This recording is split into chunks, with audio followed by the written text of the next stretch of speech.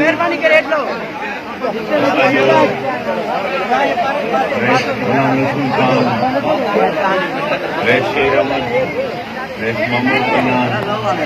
वाजिद खान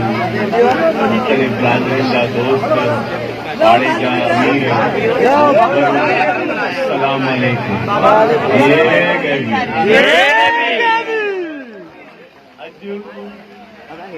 अहमद अली खान के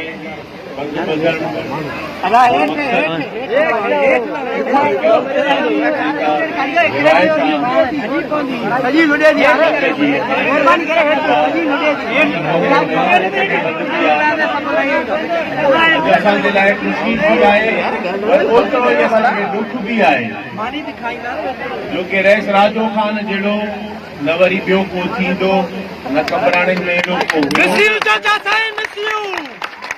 वो हिकिड़ो तमामु नफ़ीस ऐं तमामु सुठो माण्हू हो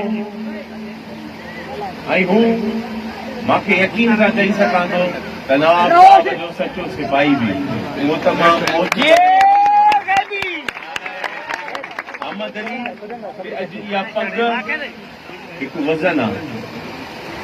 अहमद अली ते तव्हां राज जी ज़िम्मेवारी बि आहे पर तव्हां राज खे बि उन जी इज़त करणी आहे असांखे हुनजी इज़त करणी आहे।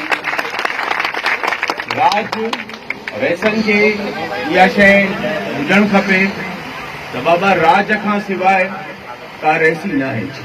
ही राज तव्हांजा बचा आहिनि जीअं तव्हांजे घरनि में तव्हांजा बचा आहिनि इहे बि तव्हांजा ईअं बचा आहिनि ऐं बचनि जी ओतिरी पारत तव्हांखे हुजे हिन राज जी तव्हांखे पारत आहे।